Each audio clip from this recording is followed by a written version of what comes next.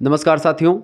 आज की वीडियो के माध्यम से हम लोग चर्चा करेंगे हिंदी साहित्य के बारे में। हिंदी अगर आपका सब्जेक्ट है, बीए में आपने एडमिशन लिया, हिंदी सब्जेक्ट है, तो हिंदी सब्जेक्ट में बीए के प्रथम सेमेस्टर में आपको हिंदी काव्य पढ़ना पड़ता है। यानी बोले तो हिंदी पोएट्री के बारे में पढ़ना पड़ता है। अंग्रेजी में लिखा है लेकिन इसको हिंदी में क्या बोलेंगे? इसको बोलेंगे हिंदी काव्य। ठीक है, तो भ्रमित मत होइएगा, हिंदी काव्य या हिंदी पोएट्री एक ही बात है। ठीक है, ये बात आप ध्यान रखेंगे। तो हिंदी जो है, अच्छा, हिंदी काव्य या हिंदी पद्य भी अगर आपको लिखा हुआ मिले, हिंदी पद्य, ठीक है, हिंदी पद्य तो भी यही है। ठीक है, हिंदी पद्य, हिंदी पोएट्री, हिंदी काव्य। और अगर आप लोग ये भ्रमित हैं कि हिंदी साहित्य के अंतर्गत ये हिंदी काव्य पढ़ना, मतलब बहुत सारे बच्चे परेशान हैं कि हमको हिंदी साहित्य पढ़ना है कि हिंदी पढ़ना है कि हिंदी गद्य पढ़ना, मतलब कि हिंदी एक प्रकार से साहित्य पढ़ना, कि केवल हिंदी पढ़ना, कि हिंदी काव्य पढ़ना है। ये अलग अलग हिंदी होती नहीं। देखें, हिंदी साहित्य एक विषय है, उस विषय के छोटे छोटे पार्ट हैं, जैसे हिंदी काव्य, हिंदी गद्य, कार्यालयी हिंदी और कंप्यूटर, ठीक है, हिंदी अनुवाद, ऐसे ऐसे करके आपको अलग अलग सेमेस्टर में अलग अलग टाइप के जो एक प्रकार से टॉपिक्स होते हैं, अलग अलग पेपर के नाम दिए जाते हैं, उनको आपको पढ़ना होता है। ठीक है, तो उसी में पहले सेमेस्टर में आपको हिंदी काव्य के बारे में पढ़ना है। इसमें आपको हिंदी साहित्य का पूरा इतिहास समझना होता है, हिंदी साहित्य की पृष्ठभूमि के बारे में, हिंदी साहित्य की लेखन परंपरा जो इतिहास लेखन के लिए, उसके बारे में मैंने चैप्टर वाइज क्लासेस प्रोवाइड करवाई हैं। आप लोगों ने नहीं देखा तो देख लीजिएगा, वीडियो आपको प्लेलिस्ट में कुछ वीडियो मिल जाएंगी और बाकी जो है आपको कोर्स में मिल जाएंगी। ठीक है, कोर्स वगैरह जो हिंदी का लॉन्च किया गया था, हिंदी के नहीं बल्कि सारे सब्जेक्ट का कोर्स लॉन्च किया गया है, जिसको आप ले सकते हैं 91 61 93 60 62 पर एसएमएस करेंगे। हिंदी का संपूर्ण कोर्स आपको एक प्रकार से देने का काम किया जाएगा। इसमें एक प्रकार से आपको वीडियो लेक्चर तमाम आपको मिलेंगे। ठीक है, इसमें आपको जो व्याख्या हुई है, व्याख्या खंड की तमाम वीडियोस आपको मिलेंगी। इसके अलावा आपको लाइव क्लासेस भी मिलेंगी। ठीक है, लाइव क्लास के अलावा आपको यहाँ पर सबके पीडीएफ नोट्स मिलेंगे, यानी जो भी एक प्रकार से क्लासेस आपको हो रही यूट्यूब पर या फिर जो भी क्लास प्राइवेट फॉर्म में है, उन सभी की पीडीएफ भी मिलेगी और सारी चीज़ें ऐसी और सुविधाएं। इसके अलावा हिंदी के साथ साथ आपके जो 2 सब्जेक्ट आपके मेजर के हैं, एक सब्जेक्ट माइनर का और एक सब्जेक्ट को करिकुलर का, इसकी भी तैयारी आपकी इसी कोर्स के अंदर हो जाएगी। यानी मात्र और मात्र इस कोर्स की जो प्राइस है वो 100 रुपीज़ रखी गई है अभी के लिए, तो फटाफट से ज्वाइन कर लीजिएगा। मात्र 100 रुपये में पूरा का पूरा कोर्स आपके लिए व्यवस्थित किया गया है। ठीक है, इसमें हिंदी का ही कोर्स नहीं बल्कि सारे सब्जेक्ट का कोर्स है। अगर आपका हिंदी सब्जेक्ट नहीं भी है तो आप भी ले सकते हैं, लेकिन अगर हिंदी सब्जेक्ट है तो एक प्रकार से आपको एक प्रकार से कोई दिक्कत की बात नहीं। बाकी अगर हिंदी नहीं भी सब्जेक्ट है तो भी आपके लिए कोर्स है, यानी कि अगर बीए प्रथम सेमेस्टर में आपने एडमिशन लिया है, कोई भी सब्जेक्ट है, तो आप कोर्स ज्वाइन कर सकते हैं। ठीक है, वहाँ पर आपको पीडीएफ सुविधा मिलती है। अब आइए हम प्रश्नों की तरफ बढ़ते हैं कि प्रश्न कैसे कैसे आए थे। ठीक है, देखिए, पेपर 3 घंटे का एक प्रकार से 2021-22 वाले पेपर में पूछा गया था, यानी जब पहली बार एक प्रकार सेमेस्टर टाइम की परीक्षा हुई थी, उस दौरान पेपर कैसा आया था। देखिए, ये कई विश्वविद्यालयों के पेपर हैं, तो जो जो पेपर मुझे मिलते रहेंगे मैं आपको उनको दिखाता रहूँगा। ठीक है, ताकि आपको आइडिया लग जाए। बाकी कुछ जो क्वेश्चन पेपर हैं वो आपको हमारे यूट्यूब चैनल पर ऑलरेडी मिल जाएंगे, तो आप देख लीजिएगा। निर्देश दिया गया कि सभी खंडों से निर्देशानुसार प्रश्नों के उत्तर दीजिए।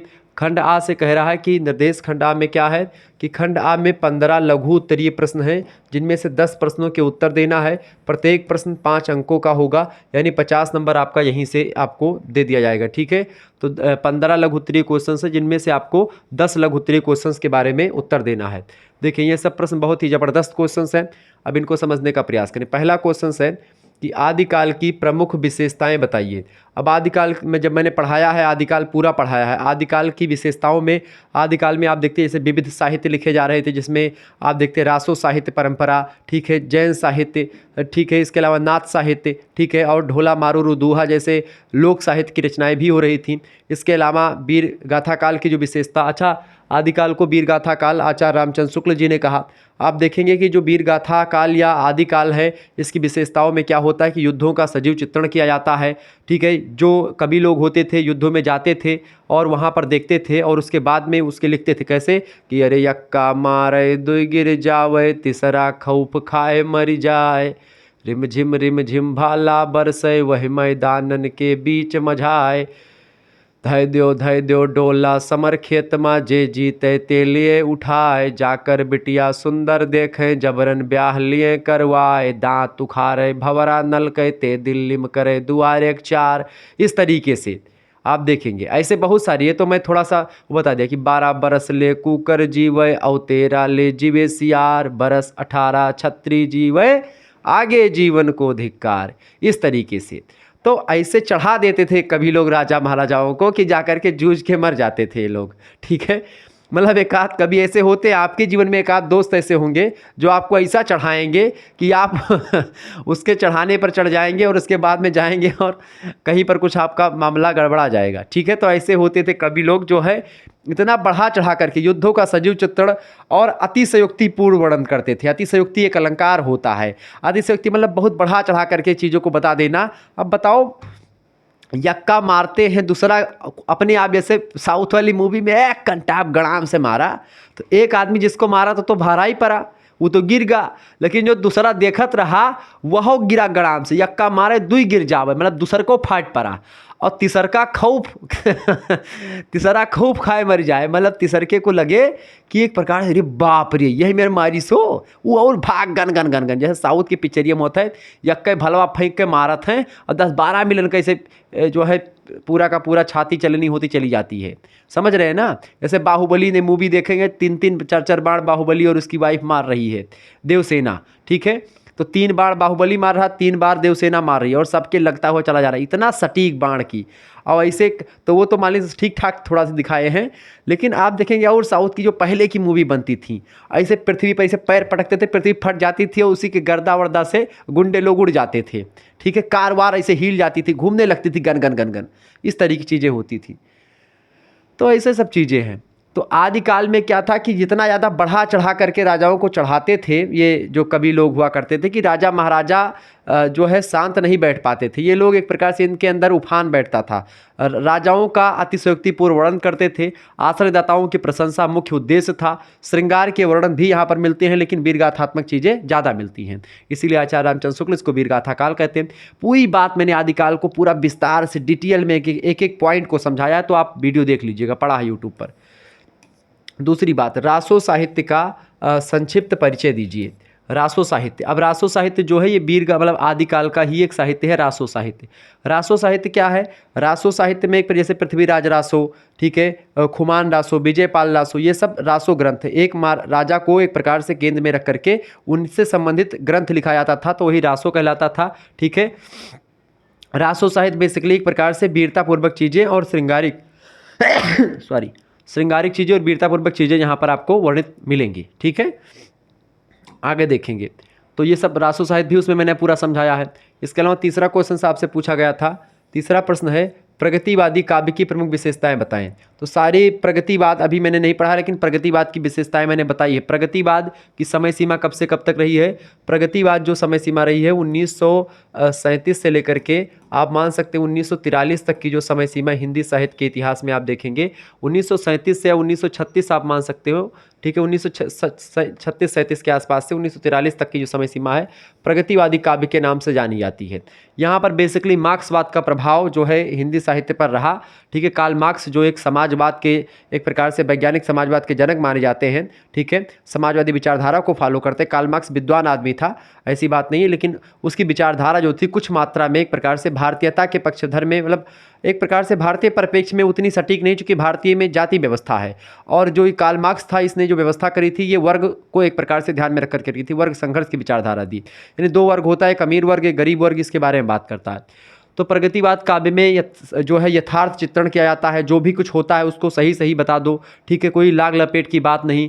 ठीक है, भगवान को यहाँ पर लोग कम थोड़ा सा मानने लगते हैं, यानी गरीबों के प्रति सहानुभूति आपको दिखाई पड़ेगी। ठीक है, सारा सब कुछ एक प्रकार से एकदम से जैसा का तैसा वैसे लिख देना। ठीक है, यथार्थ धरातल, तो इसके बारे में मैं जल्दी चर्चा करूंगा। वैसे महासंग्राम वीडियो आएगी, उसमें इन सभी प्रश्नों को मैं इंक्लूड करूंगा। ठीक है, आगे देखेंगे। चौथा क्वेश्चन है, यह वीडियो बनाने का मकसद यह है कि आप देखो कि प्रश्न आपकी परीक्षा में कैसे कैसे पूछे गए हैं अब तक, ताकि आपको ये विश्वास हो कि गुरुजी जो 3 वर्षों की जो श्रृंखला चला रहे हैं उसमें जो क्वेश्चन आंसर वो बता रहे हैं वो आपकी परीक्षा में पूछे जा रहे हैं। एक आपको डाउट जो आपके दिमाग में, चूंकि आप पहली बार हमसे पढ़ रहे हैं, इस वजह से हमको एक प्रकार से पूरा का पूरा प्रमाण के साथ आपको देना पड़ रहा है, और ताकि आप अगले 5 सेमेस्टर हमसे जुड़े रहें और विधिवत तरीके से विश्वास के साथ पढ़ें कि शुक्ला जी ने अगर बताया है तो वो प्रश्न आएंगे परीक्षा में। अगर आपने हमारे ऊपर विश्वास किया है तो परीक्षा के दौरान तक आपके साथ मैं खड़ा रहूंगा, ये बात आप ध्यान रखेंगे। अगला क्वेश्चन, विद्यापति की रचनाओं की विशेषताओं का उल्लेख कीजिए। विद्यापति को मैथिल कोकिल भी कहा जाता है। इनको क्या कहते हैं? मैथिल कोकिल, चूँकि मैथिली की एक प्रकार से रचनाओं में बड़ा माहिर रहे हैं, मैथिल भाषा में रचनाएं लिखते थे, मैथिल कोकिल कहा जाता है। ठीक है, ये बात देखिए, किसको? विद्यापति को मैथिल कोकिल कहा जाता है। मैथिली भाषा आपको पता होगा बिहार में बोली जाती है। बिहारी हिंदी की 3 बोलियां हैं। बिहारी हिंदी में 3 बोलियां हैं, आप सभी को अगर ना पता हो जान लीजिए। बिहारी हिंदी में 3 बोलियां हैं। पहली है आपकी मगही, ठीक है, मगही बोली। दूसरी है मैथिली, ठीक है, मैथिली, मैथिली को एक प्रकार दर्जा मिला है। और तीसरी है आपकी भोजपुरी, ठीक है, कौन सी? भोजपुरी, भोजपुरी।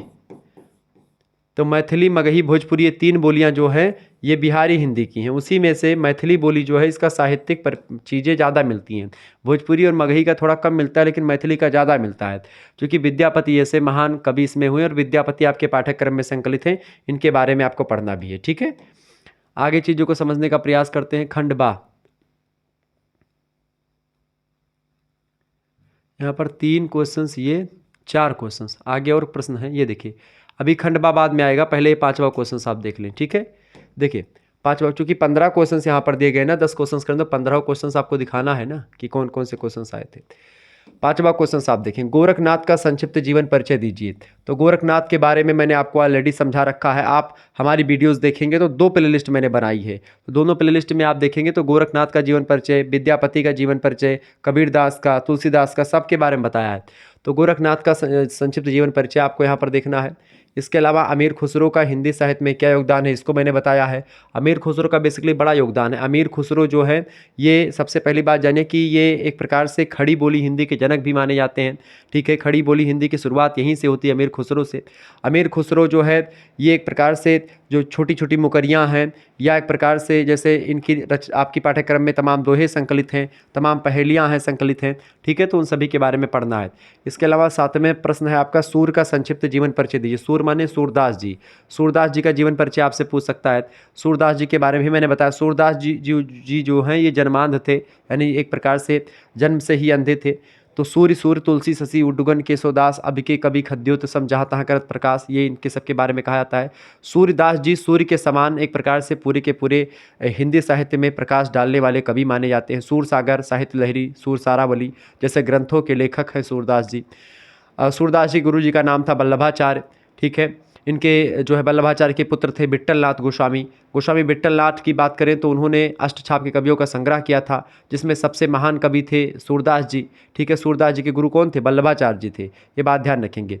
तो और सूरदास जी को पुष्टि मार्ग का जहाज भी कहा जाता है। तो इस तरीके से सूरदास जी जो है ये एक प्रकार से जो है कृष्ण भक्ति शाखा के मतलब कि कृष्ण भक्ति शाखा जो रही है हिंदी साहित्य में, उसके प्रवर्तक माने जाते हैं।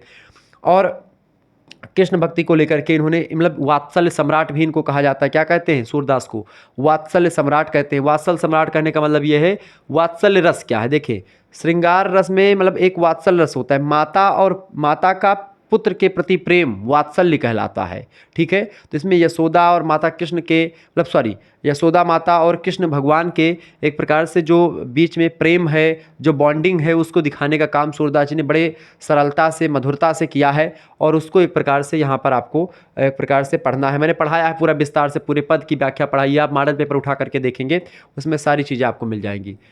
8वां क्वेश्चन आप देखेंगे, तुलसीदास के जीवन वृत्त पर प्रकाश डालिए। तुलसीदास जी की बात आप सभी लोगों की बात करें, तुलसीदास जी का नाम, तुलसीदास जी एक शीतलता प्रदान करने वाले कवि हैं। चंद्रमा के समान हिंदी साहित्य में जो है एक प्रकार से एक समन्वय करने का काम करते हैं। तुलसी में समन्वय की विराट चेष्टा है। तुलसी समन्वय के कवि हैं। तुलसी एक प्रकार से नर नारायण में समन्वय करने का काम करते हैं। तुलसी निर्गुण सगुण की बात करते हैं।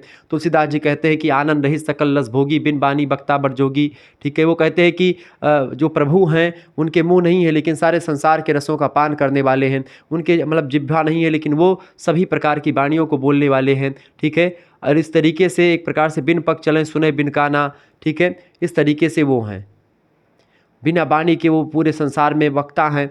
तो कहीं ना कहीं पे आप देखेंगे तुलसीदास जी समन्वय के कवि हैं। तुलसीदास जी ने रामचरितमानस और रामलला नछहु, पार्वती मंगल, बरवे रामायण और ऐसे तमाम प्रकार के रचनाएं लिखी, गीतावली, कृष्ण गीतावली, ठीक है। मतलब कि और भी तमाम प्रकार की रचनाएं, 12 रचनाएं प्रमाणिक तुलसीदास जी की प्राप्त होती, जिनमें सबसे फेमस रचना है श्री रामचरितमानस, जो आज हिंदू धर्म ग्रंथ में अगर आप देखेंगे, मतलब हिंदुओं के दृष्टिकोण से देखेंगे तो हर घर में वो एक पवित्र पुस्तक मानी जाती है। हमारे अभी अलमारी में देखिए 2-2 रामचरितमानस रखी हुई हैं। मैं पढ़ता हूँ पर्टिकुलर उसको। सुंदरकांड हमारे यहाँ पर मंगलवार को डेली, मतलब हर मंगलवार को सुंदरकांड का पाठ होता है। तो कहीं ना कहीं पे आप देखें तुलसीदास जी का रामचरितमानस बड़ा फेमस हुआ, ठीक है। तो ये रचना एक प्रकार से केवल केवल धार्मिक दृष्टिकोण से ही नहीं बल्कि साहित्यिक दृष्टिकोण से अगर रामचरितमानस की तुलना करने लगे अन्य किसी काव्य से हिंदी साहित्य में, तो उसके समक्ष कोई काव्य नहीं टिकता है। मतलब हिंदी साहित्य अपने आप में एक अमूल्य निधि है। ऐसा माने कि एक ऐसा खजाना है हिंदी साहित्य में श्री रामचरितमानस, अगर उस खजाने को अलग कर दिया जाए हिंदी साहित्य तो हिंदी साहित्य एकदम से अधूरा प्रतीत होगा। ठीक है, ये बात आप ध्यान रखेंगे। इसके अलावा अगला तुलसीदास जी के गुरु का नाम नरिहर दास था। ठीक है, इनका जन्म हुआ तो ये अभोक्त मूल नक्षत्र में पैदा हुए थे तुलसीदास जी। इनसे इसके वजह से इनके घर वालों ने इनको निकाल दिया था। ठीक है, आत्माराम दुबे जी के यहाँ पैदा हुए थे। तुलसीदास जी की माता का नाम हुलसी था। ठीक है, इस तरीके से तुलसीदास जी जब पैदा हुए थे तो इन्होंने राम नाम की रट बोली थी, यानी राम का नाम लिया था, इसलिए इनका नाम राम बोला पड़ गया बचपन में। ठीक है, और इन्होंने एक प्रकार से बड़ी सजगता के साथ, आप देखेंगे ये ब्राह्मण होते हुए भी इन्होंने एक प्रकार से, मतलब ब्राह्मण के घर में पैदा हुए, लेकिन इन्होंने एक प्रकार से जाति और ये जो वर्ण व्यवस्था इन सभी को तालमेल बैठा करके इतने ज़बरदस्त तरीके से प्रस्तुत किया। आप देखते सबरी जो हैं उनके यहाँ की सबरी की जूठी बैर, जो कि एक प्रकार से सबरी छुआ, मतलब कि जो बोलते हैं कि छुआछूत या अस्पृश्यता वगैरह, उसको एक प्रकार से ख़त्म करने की बात रामचंद्र जी पहले करते हैं। तुलसीदास जी एक प्रकार से अस्पृश्यता के अंत की बात करते हैं, वो भी छुआछूत में विश्वास नहीं करते। आप देखेंगे सारी चीज़ें यहाँ पर। तो तुलसीदास जी के बारे में पूरा विस्तार से हमने चर्चा करी हुई है। हिंदी साहित्य में कबीर का स्थान, कबीर का क्या स्थान है? कबीर निराकार हैं। देखिए, राम भक्ति शाखा के प्रवर्तक हैं कबीरदास, मतलब कि तुलसीदास जी, और कबीरदास जी जो हैं ये एक प्रकार से निर्गुण ज्ञानाश्रयी शाखा के प्रवर्तक हैं। कबीरदास ऐसे संत का पहले संत है बाद में कवि हैं। कबीरदास की रचनाओं को पढ़ेंगे तो उनमें कवित्व का भाव नहीं देखेंगे आप, यानी एक कवि के दृष्टिकोण से अगर तुलसीदास को पढ़ेंगे तो आप निरर्थक पढ़ रहे हैं। मतलब आप देखेंगे इनकी रचनाओं में, कविता में कुछ चीज़ें, एक कला, रस, छंद, अलंकार आप ढूंढेंगे तो वो कम मिलेंगे। ठीक है, कबीर संत पहले हैं, कवि बाद में हैं, ये बात ध्यान रखेंगे। कबीर बाणी के डिक्टेटर हैं, पंचमेल खिचड़ी शब्दावलियों का प्रयोग करके अपने एक प्रकार से दोहों को लिखते हैं। कबीर की रचनाओं में या कबीर की दोहों में आप देखेंगे नाना प्रकार की भाषाओं के पुट आपको मिलेंगे। चूँकि कबीर जो है इनकी भाषा को सधुक्कड़ी कहा जाता है, चूँकि ये अलग अलग स्थानों पर साधु महात्माओं की संगति में रहते थे और इस वजह से इनकी भाषा एक प्रकार सधुक्कड़ी हो गई। यानी सधुक्कड़ी मतलब कि अलग अलग जगहों पर गए, साधुओं के बीच में रही, इसीलिए साधुओं के बीच की जो भाषा, अवध में आए तो अवध के साधुओं से सीखी, कुछ बनारस चले गए, कुछ उधर चले गए राजस्थान साइड, कुछ अलग पीर मुंशी के पास, मतलब कि कुछ जो है जो अवलिया वगैरह थे उनके पास चले गए तो वहाँ से कुछ सीखा। इस तरीके से राजस्थानी, अवधी, बघेली, छत्तीसगढ़ी या तमाम प्रकार की जितनी भाषाएँ बोलियाँ थीं उस समय में, तमाम प्रकार की बोलियों के पुट इनमें अरबी फारसी के भी शब्दों का प्रयोग किया है इन्होंने। कबीर बेसिकली ऐसे कवि हैं जो अपने आप को एकदम से, वो दशरथ पुत्र राम की बात नहीं करते, उस निराकार ब्रह्म राम की बात करते हैं। वो कहते हैं कि ढाई अखर प्रेम का पढ़े सो पंडित होए। कबीर कहते हैं, कबीर कूता राम का मुतिया मेरा नाम, और गले राम की जेवड़ी जित खींचे तित जाऊं, मतलब कि मेरे गले में राम नाम की एक प्रकार से एक पट्टा पड़ा हुआ है। मैं कबीर, मतलब मुतिया नाम का एक कुत्ता हूँ, जैसे एक मोती कुत्ता होता है, घर में रहता है, पालतू होता है, जिधर उसको पट्टा लेकर के खींचो उधर चला जाता है, ऐसे ही राम नाम की जो जीवड़ी है, यानी कि जो पट्टा है, वो मेरे गले में पड़ा हुआ है और मैं मुतिया नाम का एक कुत्ता हूँ जो राम जी एक प्रकार से जिधर खींचेंगे उधर मैं चला जाऊँगा। ठीक है, पोथी पढ़ पढ़ जगमुआ जो है पंडित भया न कोय, और ढाई आखर प्रेम का पढ़े सो पंडित होए। कबीरदास चैलेंज करते हैं लोगों को कि पाथर पूजे हर मिले तो मैं पूजू पहाड़, ताते तो चकिया भली पीस खाए संसार। इस तरीके के कबीरदास एकदम से खुला चैलेंज करते हैं, ओपन चैलेंज। उस समय के साधु महात्माओं को ओपन चैलेंज करते हैं। उस समय के जो मुल्ला मौलवी है उनको चैलेंज करते हैं कि क्या बहरा हुआ खुदाए, जो एक प्रकार से, मतलब कि कहते हैं कबीरदास कि दिन भर रोजा रहत हैं और रात हनत हैं गाय, मतलब कि रात में जो है गाय को मारते हैं, दिन भर रोजा रहते हैं, और उसके बाद में जो लाउड स्पीकर बांध करके जो एक प्रकार से वो अजान होती है, तो क्या बहरा हुआ खुदाए। कबीरदास ओपन चैलेंज करते हैं। कोई माई का लाल ऐसा नहीं जो हिंदू मुसलमान के बाबाओं, संत महात्माओं को और मुल्ला मौलवियों को डायरेक्ट चैलेंज करता है, वो थे कबीरदास। कबीरदास का व्यक्तित्व और कृतित्व दोनों ही अपने आप में बहुत ही ज़बरदस्त रहा है। कबीर पढ़ने की विषय वस्तु हैं, कबीर समझने की विषय वस्तु हैं। कबीर को अगर आप ये इस दृष्टिकोण से देखेंगे कि कबीर ने हमारे धर्म की बुराई करी है, मुसलमान कहेंगे हमारे धर्म की बुराई करी है, तो आप नहीं समझ पाओगे कबीर को जीवन में। कबीर को पढ़ने के लिए आपके अंदर धैर्य और समन्वय दोनों की चेष्टा होनी चाहिए। कबीर को अगर आप, मतलब तुलसी को पढ़ लिया और सोचा कि केवल मात्र तुलसीदास को पढ़ने से हमारा काम हो जाएगा और कबीर को हम छोड़ देंगे, नहीं। हिंदी साहित्य में अगर आपको पढ़ना तो 4 लोगों को जरूर पढ़ना पड़ेगा, कबीरदास, तुलसीदास और सूरदास और मलिक मोहम्मद जायसी, आप इन चारों को छोड़ ही नहीं सकते हो। इसीलिए आप जब भी पढ़ते हैं पूरे के पूरे हिंदी साहित्य में कक्षा 8 से लेकर के और जितनी 12, 15, 20, 21, 22 जितना पढ़ते चले जाओ आप, BA, MA, PhD तक, सब में आपको, मतलब PhD में अगर आप नहीं लेते तो वो नहीं मिलेंगे, लेकिन MA तक आपको कहीं ना कहीं पे कबीर, तुलसी, जायसी और सूरदास से पीछा नहीं छूटेगा। क्यों नहीं छूटेगा? चूंकि यही दैवी प्रमाण नक्षत्र हैं, ये स्तंभ हैं हिंदी साहित्य के, इनके बिना हिंदी खत्म है, अधूरी है, कुछ नहीं है।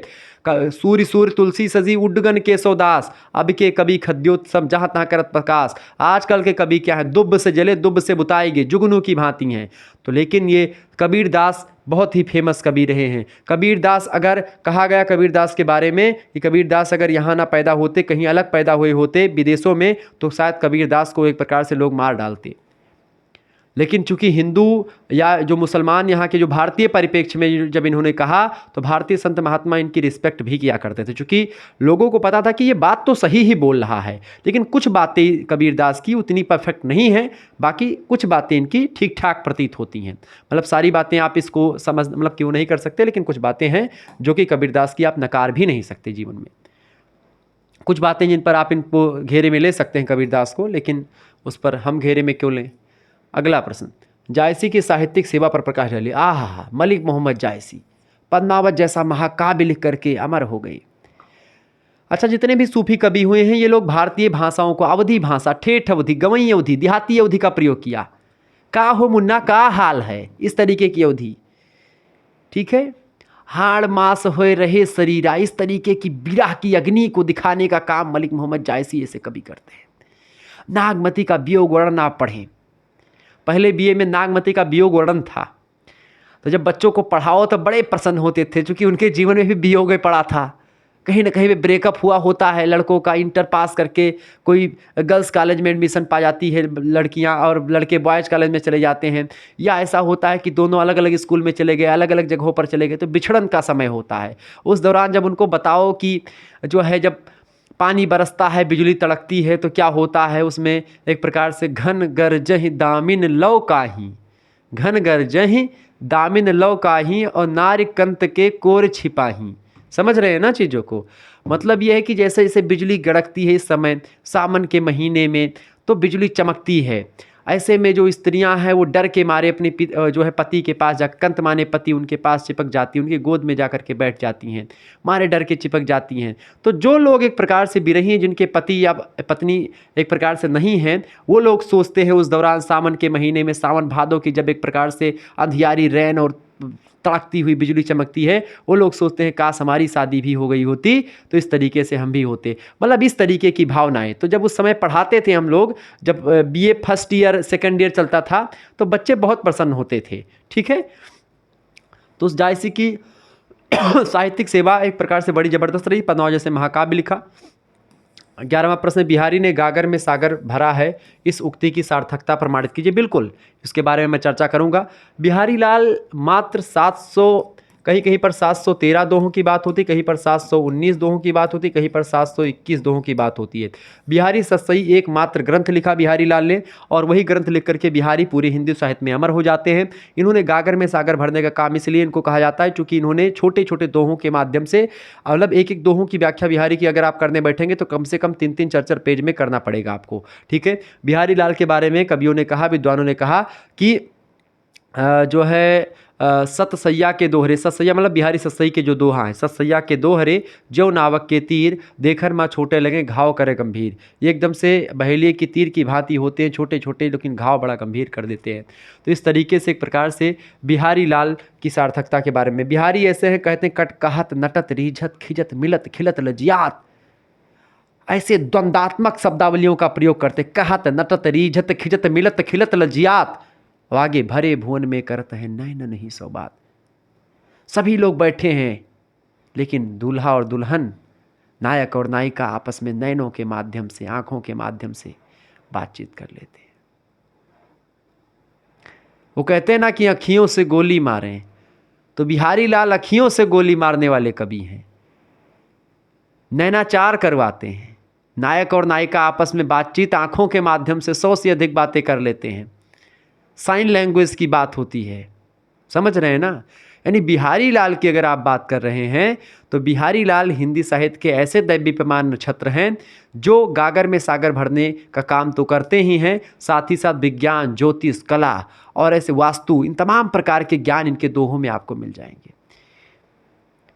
बिहारी लाल में एक तरफ आपको ये चीज़ें दिखाई पड़ेंगी, दूसरी तरफ इनकी रचनाओं में थोड़ा सा वो दिखाई पड़ेगी, थोड़ा सा एक प्रकार से जो नक्सिक वर्णन या एक प्रकार से जो स्त्रियों के रूप लावण्य का वर्णन है, ये थोड़ा दूसरे टाइप का किया है इन्होंने, मतलब कि उसको थोड़ा सा बता पाना थोड़ा सा मुश्किल हो पाता है।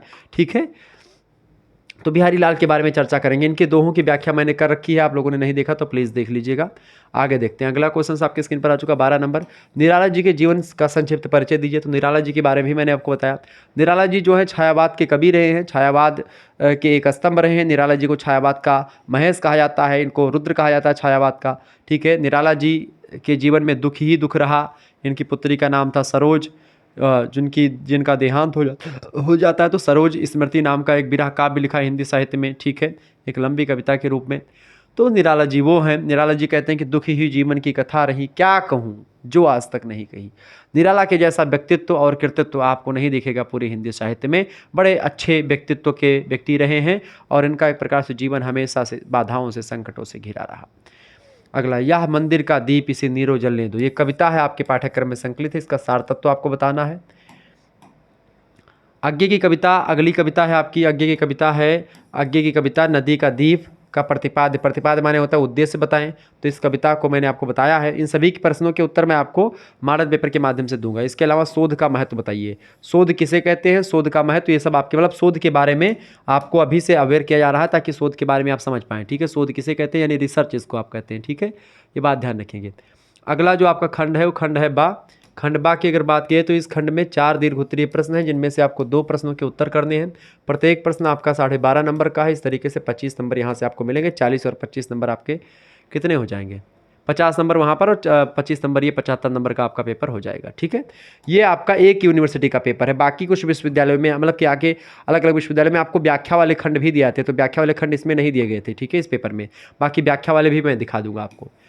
प्रश्न, हिंदी साहित्य का काल विभाजन, नामकरण, साहित्यिक प्रवृत्तियाँ बताइए। इसके बारे में विस्तार से मैंने आपको बताया। पहला चैप्टर ही आप देखेंगे, उसमें सारी चीज़ें आपको मिल जाएंगी। ठीक है, पहला और दूसरा चैप्टर। इसके अलावा अगला है प्रगतिवाद का संक्षिप्त परिचय देते हुए उनकी विशेषताओं पर प्रकाश डालिए।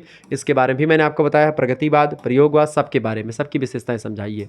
आप वीडियो उठा करके देखेंगे। बाकी और मैं समझाता रहूँगा, तो और ये सब प्रश्नों को आप देख लीजिए। बाकी इन प्रश्नों के उत्तर आपको मॉडल पेपर, महासंग्राम रिवीजन क्लास, मैराथन क्लास के माध्यम से मिलती रहेंगी। अगला प्रश्न, वेदना और करुणा की प्रधानता के कारण महादेवी जी की आधुनिक युग की मीरा, महादेवी जी को आधुनिक युग की मीरा कहा जाता है। क्या आप इससे सहमत हैं? बिल्कुल सहमत हैं। जो कि महादेवी जी कहती कि मैं नीर भरी दुख की बदली, क्रंदनों में चिर निस्पंद बसा, नयनों में दीपक से जलते पलकों पर निर्झर रही मछली। ये है महादेवी वर्मा। छायावाद की दुर्गा जी कही जाती हैं। ये छायावाद के एक स्तंभ हैं। इन्होंने कविता भी लिखी है, इन्होंने रेखा चित्र, रिपोर्टाज भी खूब दबा के लिखे हैं।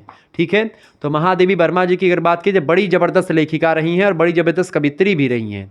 ठीक है, अगला प्रश्न, क्या नागार्जुन को जन्मादि चेतना का कवि माना जा सकता है? बिल्कुल माना जा सकता है। इसमें कोई चूँकि बाबा नागार्जुन की अगर बात की जाए, ठीक है, तो बड़े ज़बरदस्त कवि रहे हैं। इनके बारे में मैं चर्चा करूंगा। बाबा नागार्जुन की कविताओं की व्याख्या भी मैंने करी नहीं, जल्द ही मैं करवा दूंगा। ठीक है, तो इस तरीके से आप लोगों ने इन प्रश्नों को समझा।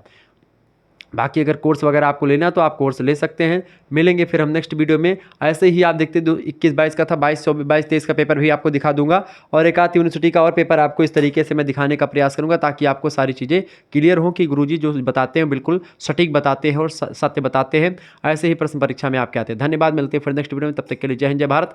आप सभी का बहुत बहुत धन्यवाद। और जो बच्चे परेशान हैं ऑब्जेक्टिव को लेकर के, तो ऑब्जेक्टिव भी लगातार मैं ऑब्जेक्टिव प्रश्नों की श्रृंखला बस आप 4-5 दिनों के अंदर आपको एक प्रकार से, चूंकि मेरा जो एक प्रकार मतलब कि मैं कुछ दिन 4-5 दिन इस समय बिजी हूँ थोड़ा सा, इस वजह से आपको थोड़ा सा उतनी क्लासेस ढंग से नहीं हो पा रही। बाकी जल्द ही आपकी जो ऑब्जेक्टिव टाइप के मॉडल पेपर होंगे उनकी दबा के क्लासेस करवाऊंगा और इसके अलावा सब चीज़ों की। ठीक है, धन्यवाद, मिलते हैं फिर नेक्स्ट वीडियो में।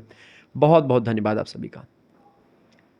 ठीक है, तो वीडियो को लाइक कर दीजिएगा, चैनल पर अगर नए हैं तो सब्सक्राइब कर दीजिएगा। हिंदी काव्य का आप लोगों ने मॉडल पेपर मतलब कि क्वेश्चन पेपर देखा सेमेस्टर 1 का, ठीक है। ऐसे ही प्रश्न आपकी परीक्षा में लगातार पूछे जाएंगे, तो आप इन प्रश्नों के लिए प्रिपेयर रहें, तैयार रहें, ताकि ऐसे प्रश्न जब भी आपकी परीक्षा में आए तो आप उनको लिख पाएँ। इसके लिए आपको महासंग्राम रिवीजन क्लास, मॉडल पेपर और मैराथन क्लास, ये सब हमारे चैनल पर आएंगी, उनको आपको देखना है। 2 मॉडल पेपर हिंदी साहित्य के ऑलरेडी मैं अवेलेबल करवा चुका हूँ, अगर आपने नहीं देखा तो प्लीज़ आप उनको देख लीजिएगा, प्ले लिस्ट में है और यूट्यूब पर आपको पड़ी हुई मिल जाएंगी। ठीक है, धन्यवाद।